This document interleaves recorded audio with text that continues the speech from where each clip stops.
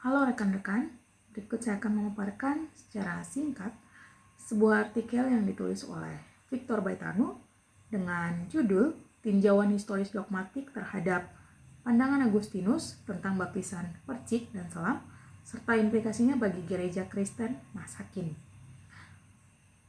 Di dalam artikel ini menyoroti khususnya tentang masalah di dalam lingkup kekristenan, khususnya tentang baptisan. Dan ternyata hal ini sudah dimulai sejak era kekristenan mula-mula sampai zaman reformasi. Bahkan sampai hari ini, yaitu berkaitan dengan baptisan percik dan juga baptisan selam. Di dalam artikel ini, penulis mencoba untuk mengamati teologi baptisan dari Agustinus yang merupakan seorang teolog dari gereja Latin yang memiliki pengaruh yang besar di dalam sejarah gereja, bahkan Reformasi Protestan tahun 1517. Pemikiran Agustinus memberikan sumbangsi yang cukup besar bagi gereja di masa kini. Di dalam periode sejarah gereja, hal itu dibagi menjadi dua, yaitu periode Bapak Gereja Yunani dan juga periode Bapak Gereja Latin. Salah satu Bapak Gereja Yunani adalah Origenes. Bahkan dia mengajarkan bahwa baptisan itu merupakan sakramen yang sangat penting di dalam kehidupan Kristen. Dan baptisan itu bukan hanya sekedar simbol atau sebuah tanda saja. Tetapi ini juga merupakan sebuah sarana yang dimananya melalui hal itu Allah melimpahkan anugerahnya. Bahkan gereja Yunani juga di satu sisi percaya bahwa baptisan menyatukan orang percaya dengan Kristus. Menurut Agustinus, baptisan merupakan sarana yang diberikan oleh Allah kepada orang percaya sehingga melaluinya orang percaya dapat menerima pengampunan dosa dan juga pemurnian jiwa. Menurut Agustinus, semua manusia itu lahir di dalam dosa asal yang diwariskan oleh Adam dan Hawa. Dosa asal ini menyebabkan ketidakmampuan manusia untuk mencapai keselamatan tanpa campur tangan ilahi. Oleh karena itu, melalui baptisan, dosa asal ini dihapuskan dan juga setiap individu akan dibaharui sebagai anak-anak Allah. Nah, di dalam artikel ini, penulis juga menyoroti bahwa penyebab utama Agustinus tidak menerima baptisan ketika dia masih usia anak-anak adalah karena kepercayaan ibu dari Agustinus, yaitu Monica, bahwa baptisan itu dapat menghapus semua dosa yang dilakukan sebelumnya.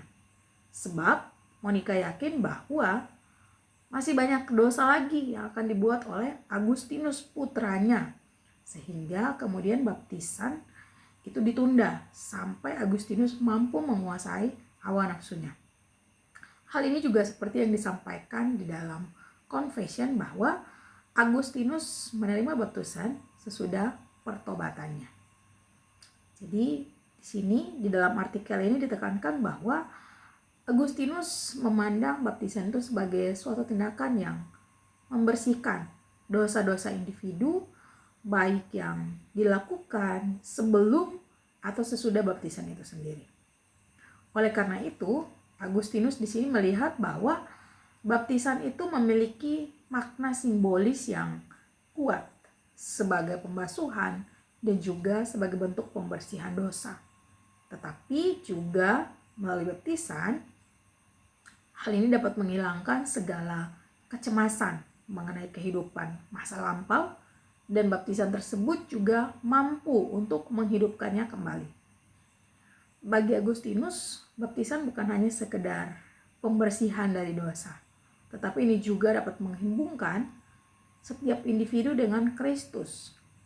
Melalui baptisan, individu bisa mengalami perubahan batiniah yang memungkinkan mereka untuk hidup di dalam hubungan yang intim dengan Allah.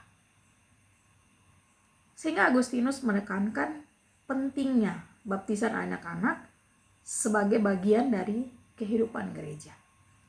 Agustinus berpendapat bahwa baptisan anak-anak memainkan peranan penting di dalam membentuk fondasi iman mereka sejak mereka masih kecil. Di dalam hal ini, baptisan anak-anak menegaskan kebutuhan akan kerjasama dan juga dukungan dari orang tua dan gereja di dalam membesarkan anak-anak di dalam iman kepada Yesus Kristus. Jadi di sini Agustinus melihat bahwa baptisan anak-anak tidak memungkinkan untuk dilakukan dengan cara diselam. Dan dengan kata lain, baptisan anak-anak hanya dapat dilakukan dengan cara dipercik.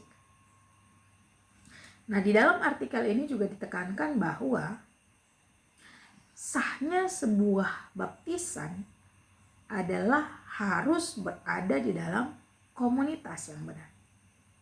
Bahkan baptisan yang telah dilaksanakan atas dasar yang benar dengan otoritas Allah Tritunggal, maka hal itu tidak boleh memaksakan orang tersebut untuk dibaptis lagi dengan alasan apapun juga.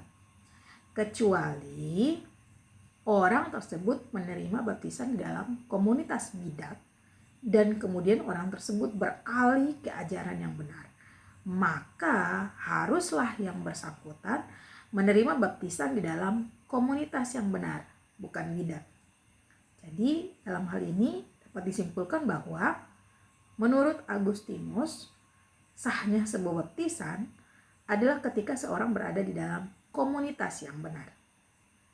Dan itulah yang bisa memberikan efek bagi orang yang menerima baptisan. Tetapi perlu digarisbawahi di sini bahwa air baptisan bukanlah yang menghapuskan dosa atau yang mentahirkan seseorang, melainkan darah Yesus Kristuslah yang menyucikan serta menghapuskan dosa individu tersebut. Bahkan Agustinus berkata bahwa firman ditambahkan kepada unsur air, dan tanpa firman itu maka air baptisan hanyalah air biasa saja, tidak memberikan efek apa-apa.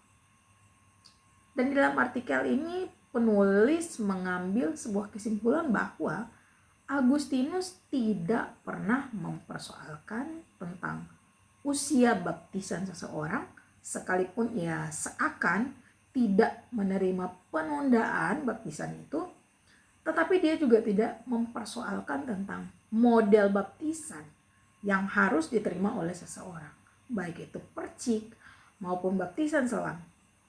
Karena bagi Agustinus, yang memberikan efek di dalam baptisan itu sendiri bukanlah air itu sendiri, tetapi yang memberikan efek adalah unsur dan makna yang terkandung di dalam baptisan tersebut. Dengan demikian, melalui pemikiran Agustinus, gereja pun harus belajar supaya tidak terpecah hanya karena perbedaan di dalam baptisan.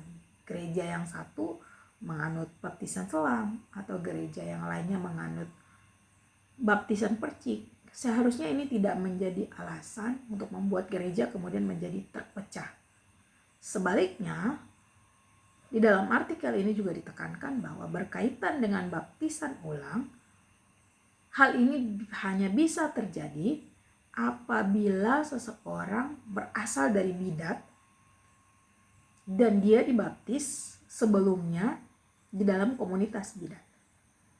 Tetapi selagi seseorang dibaptiskan di dalam gereja yang membaptiskan atas dasar otoritas Allah Tritunggal, maka orang tersebut seharusnya tidak perlu untuk dibaptiskan lagi atau dibaptis ulang untuk kedua kalinya.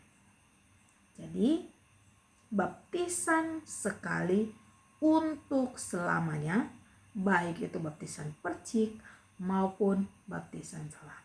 Jadi tidak ada istilah baptisan ulang atau baptisan yang kedua kalinya, selagi itu dilakukan di atas dasar otoritas dari Allah Tritunggal. Jadi demikian pemakaran singkat berkaitan dengan artikel yang ditulis oleh Victor Baitanu. Terima kasih, Tuhan memberkati.